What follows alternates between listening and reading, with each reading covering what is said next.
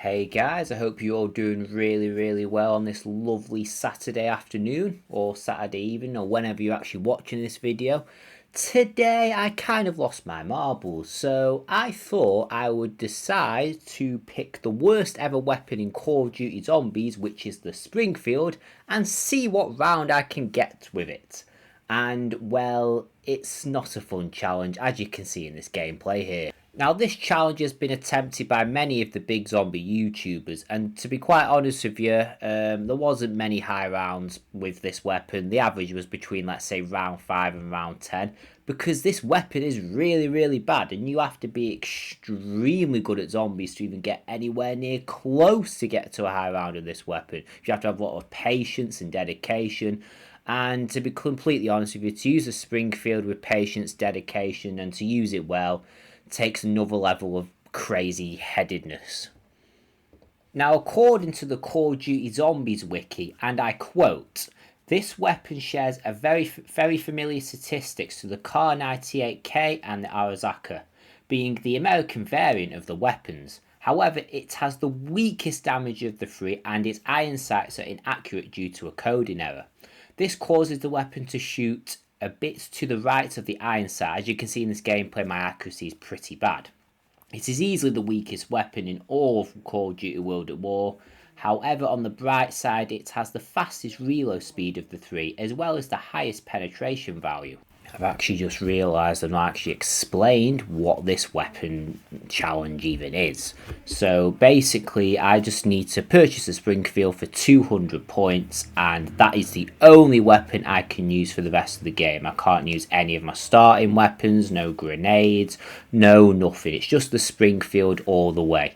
And let's just say this is torturous for the average player, because no one picks up the Springfield for the reasons I just highlighted from the COD Zombies wiki. It's inaccurate, the damage is horrendous. Like, for example, in this gameplay that you might have seen earlier, it's 2 shots to the body. I sometimes don't hit the zombies even though I'm aiming at them. It's a complete mess.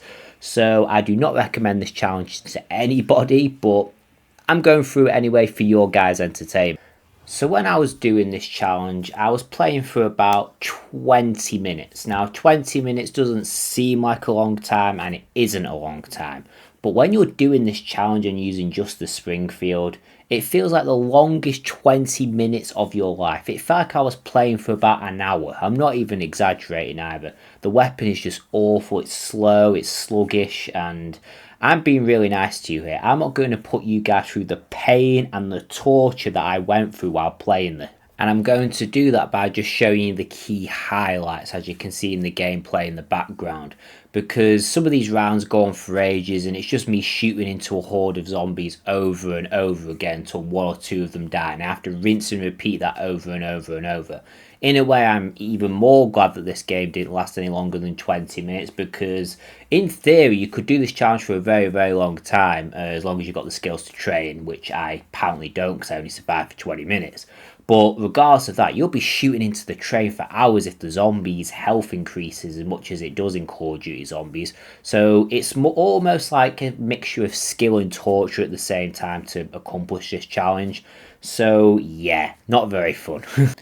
You see, it's not just the Springfield itself that makes this such a difficult challenge. For starters, you've got to play Verrückt, and Verrückt is one of the more difficult zombies maps in Call of Duty Zombies history. And the mechanics of World at War make this even more difficult. This is due to the fact that the zombies, when they hit you, for example, you can stick to them and you get pulled in like some kind of vortexy thing, like a black hole. It's really irritating. There are super sprinters in Verrückt, which will go extremely quickly, and with a slow weapon like the Springfield, and when you're shooting into the horde, it's very difficult to use. So in a way, it's not just the training side, you've got to watch out for the super sprinters.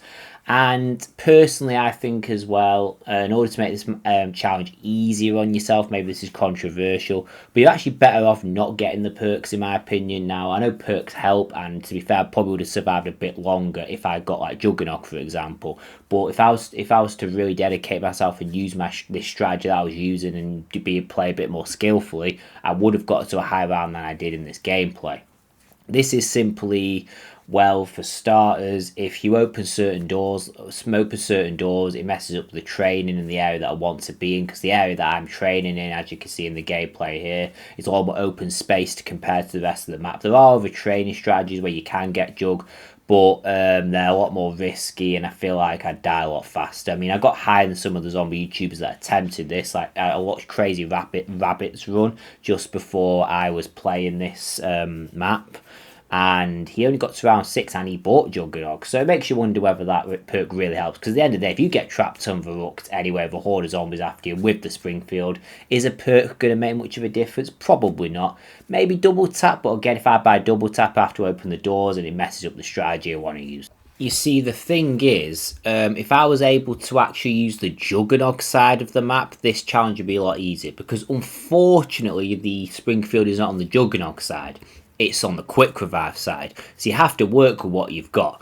So if my strategy was to simply just survive the first 2 or 3 rounds in the spawn room, see how far I can get, it was dreadful, because the moment the zombies start even moving a slight bit faster than walking, this challenge becomes an absolute hassle. So what I ended up doing is simply just running out of that room, so next to the quick revive machine, and going towards the area where it's the big open space, and it's just to train there as long as possible. That is a strategy I used, and I took advantage of as many insta-kills and nukes as possible. But unfortunately, I wasn't so lucky in the power-up department. Yes, I did get a couple of insta-kills and nukes and all the rest of it, which was very, very helpful at the time.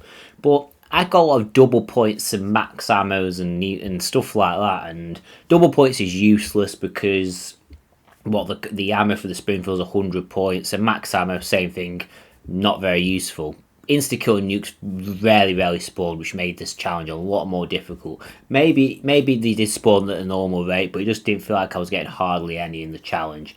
And yeah, that made the charge very, very slow as a result. You have to rely on them power-ups to get you through the rounds, otherwise it's a form of torture and it makes it a lot more challenging. Now, most people actually do a live commentary of this challenge. I decided not to, and to be quite honest with you, I actually prefer focusing on the game and commentating it over afterwards. Maybe you guys prefer a difference, let me know.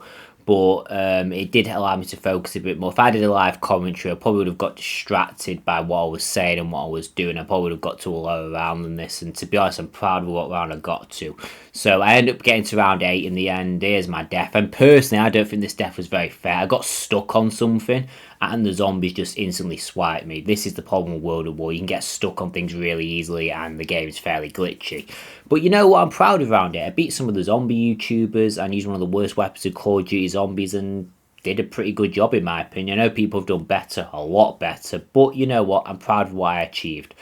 But anyway, that is actually it for today's video. Don't forget to like, comment, subscribe, switch on notifications, and I'll see you guys in the next one. Peace out.